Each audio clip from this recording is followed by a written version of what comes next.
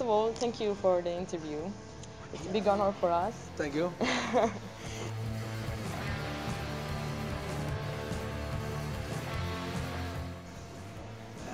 I don't know. Well, we have been recently sort of plowing the ground, planting seeds here and there. We've been playing all over. We're not, playing almost for free and traveling and doing a lot of work. So here we are now doing this tour. So yes and no, it's nice to see that people are showing up, but it's not like we formed the band yesterday and see, oh, what a surprise, people know us. We've been doing a lot of work. Yes. We've been doing festivals and touring and making albums for years. I just think it's all happening at the correct time. I don't think we should have done this before, like now we're touring for 2 months in a row. I think it's just the right time. We've been doing sort of pre-production, or you can call it that. We've been touring a lot, and so. But yeah, of course. I mean, we've had some gigs on this tour where the audience is it's totally mad. So that's always a surprise. You can never foresee a crazy response from the crowd.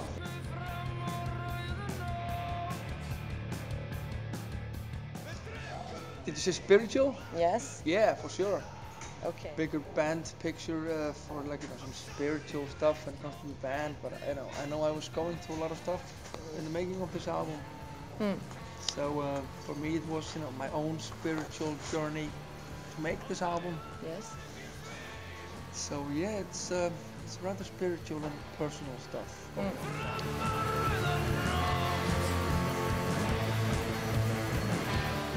I think we share sort of same vision in some things. Music-wise, we don't really. I mean, of course, we argue and we have different opinions regarding creation stuff. But there's a lot of stuff that we don't even have to talk about. So we have the same vision of some other things, of certain things. But in all things, we have totally different opinions about our own personal visions of things. I can write stuff about stuff that I'm going through, and someone else is writing stuff that he's going through. And we are, of course, in the end, 4 different guys. We have 4 separate lives. Yes. And yeah, I mean, for example, I was we went to the studio December the 1st last year. And on that same day, I basically broke up with my girlfriend, and I moved out of my house, and I quit doing drugs and drinking alcohol. Nice. On the same day, and I moved into the studio for 2 months. So that was, for me, that was quite out of the ordinary month. So I wouldn't wish anyone to do all that at the same time. So that was my spiritual journey, basically.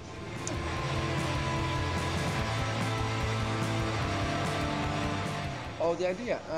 Our guitar player, Saito, he brought this up at a certain point, because you could see the circle with the names of the songs of the parts of the day. We didn't have any songs back then, so he brought up this idea, and at first I didn't really like it, because then we couldn't write our own subtitles. So, but then we sort of started to like the idea.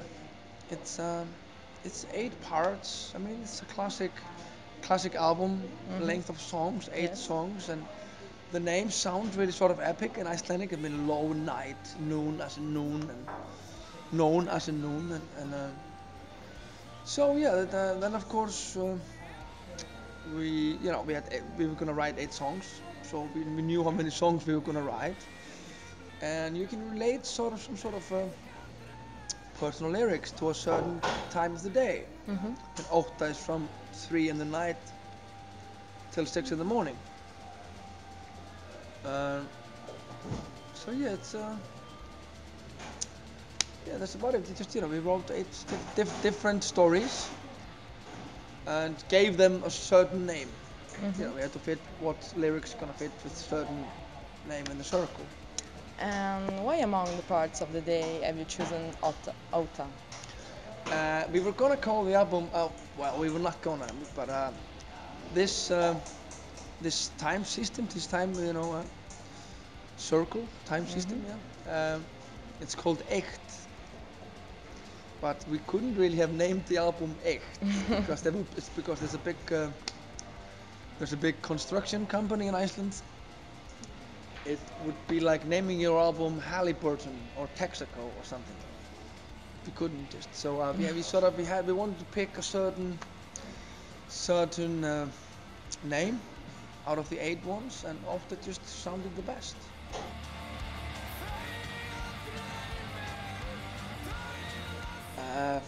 Some of them can be related to a certain time of the day, but some don't have that much in common. There's a lot of spontaneous stuff done. What's gonna happen now? Some things just come themselves. They just happen themselves. Yeah, we chose them after the writing, of course. We wrote the songs first. And then we started discussing what song could have what title. Yes. Just like you have 8 children, and there are only 8 names in the world. What are you gonna name each child? You have to wait, this child. I think this child should be called John. And this should be Sandra and Pete. So it's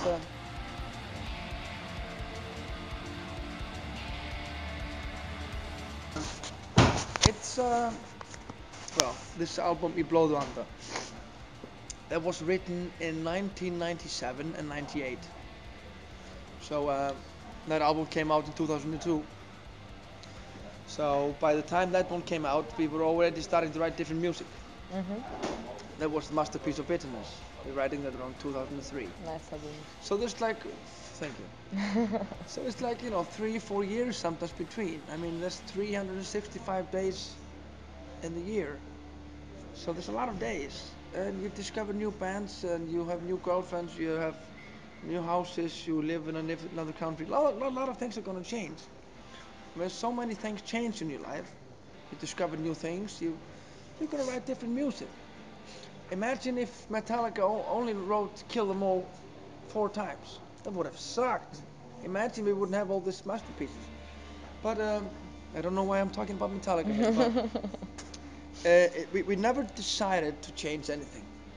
We never said, we don't want to do this. Even with the vocals, I don't scream that much anymore. I think I have like a doctor's degree in screaming. I used to write lyrics through screaming, just to find out what would come out. You wanna progress as a musician. You wanna as a singer. So it's been like a growth of yourself. Yeah, definitely. It's very easy to write a metal album. Yes. For me, it would be very easy. People have, asked us, will you ever go back to your roots?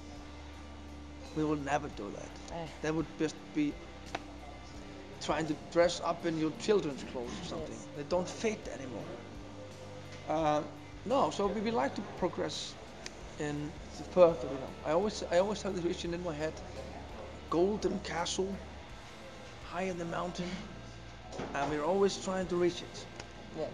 And when the album is sort of finished, I think, we almost reached the castle now. But then, no, it's far away. Too far, yes. So, but we'll maybe do it next time. So it's all natural. We had no idea what's going to happen. One day we write a piano song. There's one song on the album that was written in a dressing room in Münster, in Germany. Saul was playing the piano, and I came in the room and said, do that again. I put my phone on the piano, and he starts playing the piano, and I just did some improv vocals on top of it.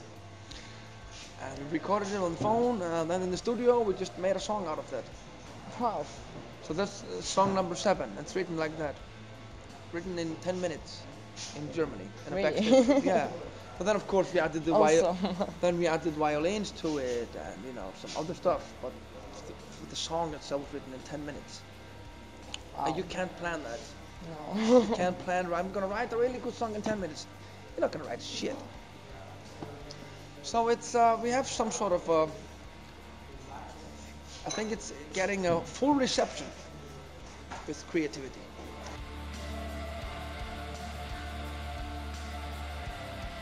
I mean, we just wanted to make music videos, and we started brainstorming the Fjara video.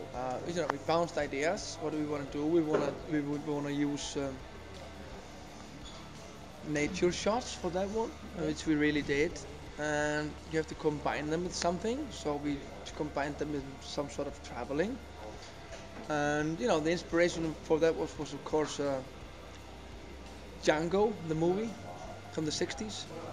I don't Not know it. Django Unchained. Check out Django, the movie from 1966, I think. I'll do.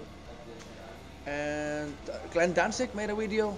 He was carrying a coffin, so it just got the idea from there. So then, of course, we sort of combined with all this classical Icelandic nature spots. And for the other one, I got this idea. I wanted to burn down a piano.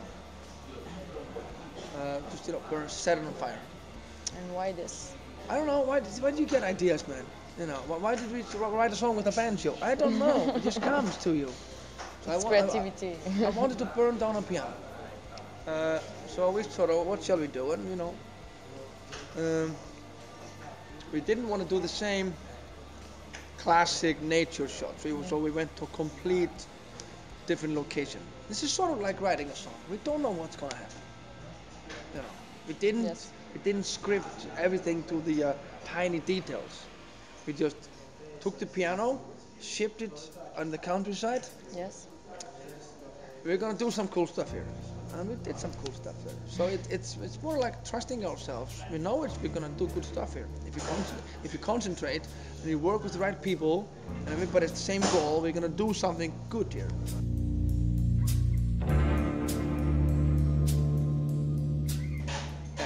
Do you know when this tour is over? No. Me neither. That's the problem. We're going to America after this European act. We'll be there for a month. Then I think we're going back to Europe. We're going to be touring almost the whole year. Really? Next year, yeah. So we do, however, have one sort of project in mind since it's our 20th anniversary next year. Wow. Yeah, I know. We have hundreds and hundreds of hours of video footage. So we've been talking about this for years. I think we have to do it next year. So hopefully we'll manage to do this sort of documentary and release that somehow. We're not going to write an album, for sure. That just comes when it comes.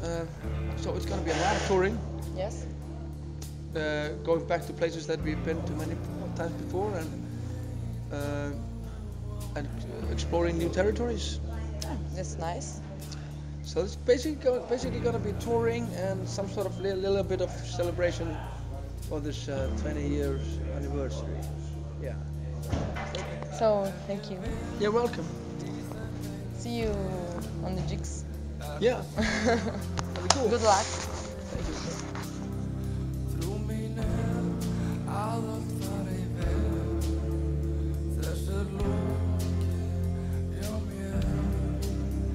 Dags er nótt, ljóðið